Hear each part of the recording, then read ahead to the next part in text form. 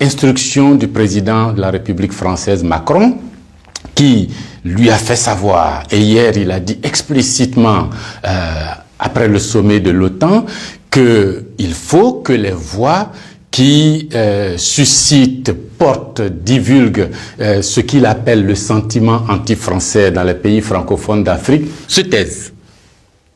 Le président français demande à nos chefs d'État africains francophones de fermer nos bouches.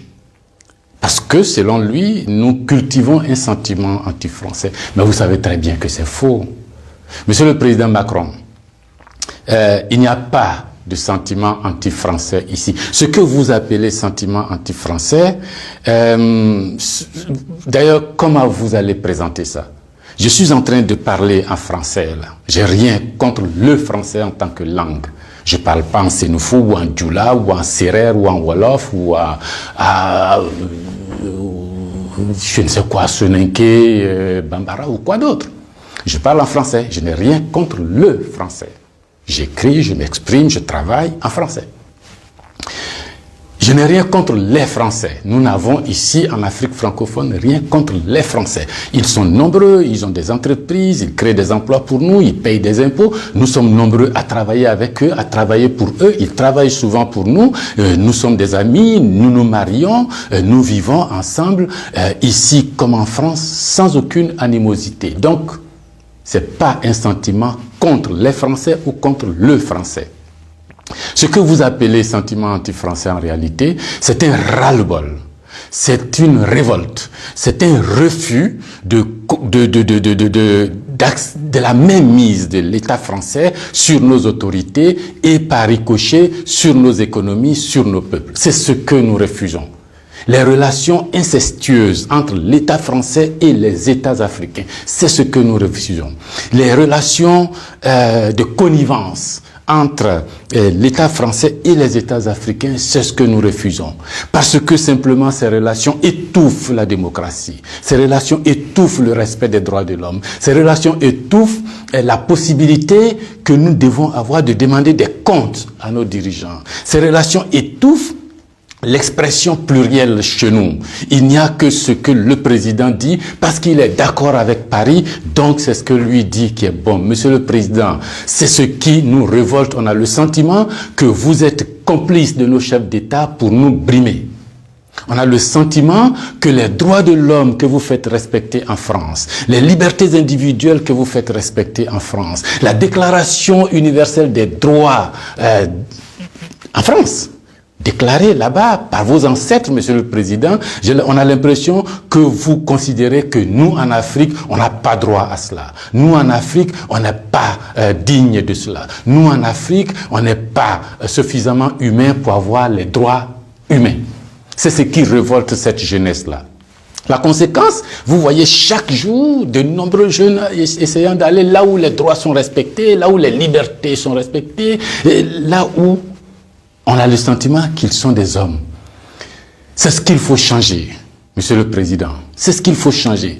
Vous pouvez parler 1000 fois à nos chefs d'État, vous pouvez leur donner des instructions 1000 fois, mais ça ne changera rien dans la tête des populations africaines ici, dans l'esprit des populations africaines ici. L'idée est que nous voulons redevenir des hommes libres. Nos ancêtres ont été vendus comme des marchandises par vos ancêtres. Comme des marchandises. Pendant de 1500 à 1890, c'est par là.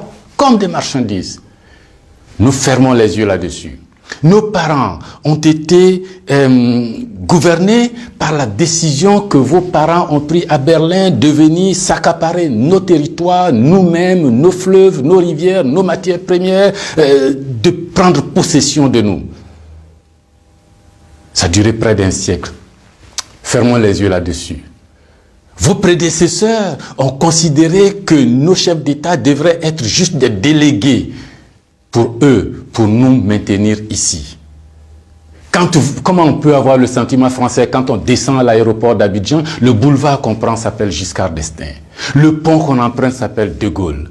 Et la route qu'on utilise pour aller à l'université s'appelle boulevard Mitterrand. Et puis partout, on a Trèche-la-Plaine, Port-Bouët, Binger. Non! Ce que la nouvelle génération veut. Ce que nous voulons, c'est l'autodétermination. Que nos chefs d'État nous rendent compte ici, qu'ils ne soient pas obligés d'aller vous rendre compte pour se donner une certaine légitimité, comme Macron est d'accord avec moi, comme Chirac est d'accord avec moi, comme le chef d'État français est d'accord avec moi. Donc ici, vous allez faire ce que je dis parce que sinon vous allez avoir des problèmes. Monsieur le Président, tant que ça durera comme ça, les gens ici auront le sentiment que l'État français est complice de leur brimade, de leur pauvreté, de leur chômage. C'est ce que nous voulons changer. C'est ce que nous voulons changer. Renvoyer Kako Noboko, renvoyer Kemi Seba, renvoyer Nathalie Yamb, contester les propos de Salif Keïta ou je ne sais qui d'autre, ça ne changera rien. C'est dans la tête de chacun. Chacun de nous, les gens, ces idées-là ont imbibé notre esprit maintenant. Le désir de liberté, vous devez connaître ça. Vos ancêtres se sont battus pour avoir cette liberté. On fait plusieurs guerres pour jouir de cette liberté. Ce que nous voulons, c'est ça.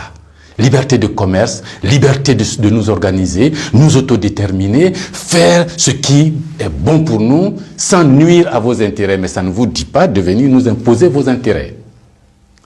Si vous pensez, chers auditeurs, que ce message vaut la peine d'être diffusé et que nous soyons nombreux à nous l'approprier, sans animosité, sans bestialité, mais avec fermeté et conviction, il faut liker, il faut partager. Parce que c'est l'Afrique de demain qui se joue là. Nous ne voulons plus être des marchandises, nous ne voulons plus être sous la tutelle de quelqu'un, nous voulons redevenir des hommes libres. Merci.